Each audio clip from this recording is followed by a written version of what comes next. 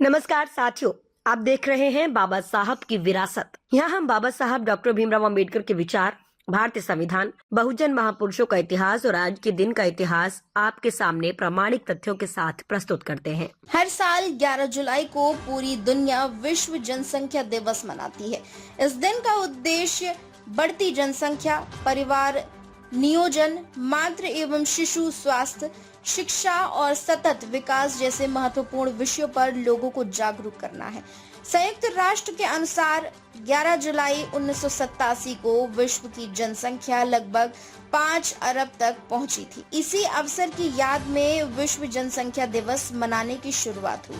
आज दुनिया की आबादी 8 अरब से अधिक हो चुकी है और आने वाले दशकों में इसके और बढ़ने का अनुमान लगाया जाता है। बढ़ती जनसंख्या केवल लोगों की संख्या बढ़ने का विषय नहीं है, इसका सीधा प्रभाव रोजगार, शिक्षा, स्वास्थ्य सेवाओं, खाद्य सुरक्षा, प्राकृतिक संसाधनों और पर्यावरण पर भी पड़ता है।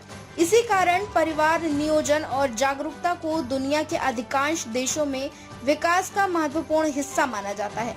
भारत की बात करें तो 2023 में संयुक्त राष्ट्र के अनुमान के अनुसार भारत दुनिया का सबसे अधिक आबादी वाला देश बन गया और उसने चीन को पीछे छोड़ दिया। इस अवसर पर अनेक लोगों ने भारत रत्न डॉक्टर भीमराव अंबेडकर के उन विचारों को याद किया जो उन्होंने लगभग एक सदी पहले जनसंख्या वृद्धि और परिवार नियोजन के संबंध में व्यक्त किए थे। 10 नवंबर 1938 को तत्कालीन बॉम्बे प्रांतीय विधानसभा में डॉक्टर अंबेडकर ने जनसंख्या वृद्धि और उसके सामाजिक तथा आर्थिक प्रभावों पर अपने विचार रखे। उनका मानना था कि यदि जनसंख्या की वृद्धि पर ध्यान नहीं दिया गया तो गरीबी, बेरोजगारी, कुपोषण और विकास की गति प्रभावित हो सकती है।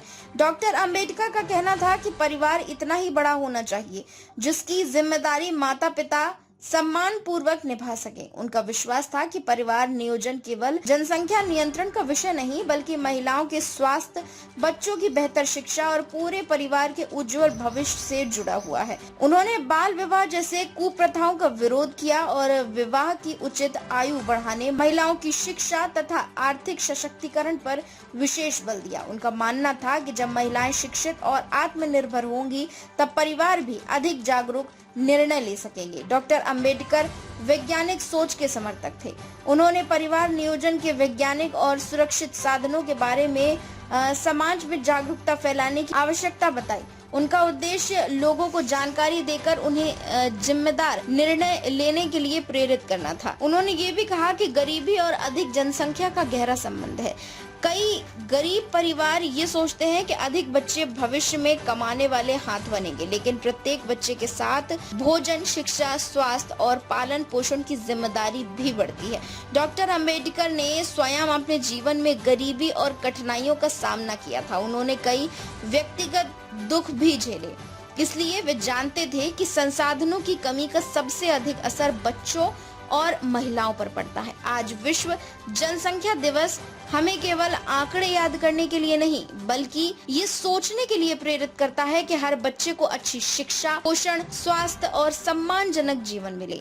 यही किसी भी विकसित समाज की पहचान। ये भी ध्यान रखना आवश्यक है कि जनसंख्या से जुड़े विषयों पर अलग अलग देशों की परिस्थितियां अलग होती हैं, इसलिए आज अधिकांश विशेषज्ञ स्वैच्छिक परिवार नियोजन, महिलाओं की शिक्षा, स्वास्थ्य सेवाओं तक पहुंच और जागरूकता को सबसे प्रभावी उपाय मान। डॉक्टर भीमराव अंबेडकर के विचार आज भी हमें ये संदेश देते हैं कि किसी भी राष्ट्र की वास्तविक ताकत केवल उसकी जनसंख्या नहीं बल्कि उसके नागरिकों की शिक्षा, स्वास्थ्य, समान अवसर और जीवन की गुणवत्ता होती है। विश्व जनसंख्या दिवस पर आइए संकल्प लें कि हम जिम्मेदार नागरिक बने, वैज्ञानिक सोच अपनाएं, महिलाओं का सम्मान करें, बच्चों को बेहतर भविष्य दें और एक स्वस्थ, शिक्षित तथा विकसित भारत के निर्माण में अपनी भूमिका निभाएं। यदि आपको ये जानकारी उपयोगी लगी हो तो वीडियो को लाइक करें, अपने परिवार और मित्रों के साथ साझा करें ताकि बाबा साहब के विचार, संविधान का ज्ञान और हमारा गौरवशाली इतिहास अधिक से अधिक लोगों तक पहुंच सके। यदि आपने अभी तक बाबा साहब की विरासत चैनल को सब्सक्राइब नहीं किया है तो अभी सब्सक्राइब करें और बेल आइकन अवश्य दबाएं ताकि हमारी हर नई वीडियो सबसे पहले आप तक पहुँचे। याद रखिए, शिक्षा ही सबसे बड़ा हथियार है, संविधान हमारी सबसे बड़ी ताकत है और सामाजिक न्याय हमारी सबसे बड़ी जिम्मेदारी है। इस संदेश के साथ नमस्कार। जय भीम, जय संविधान, जय भारत।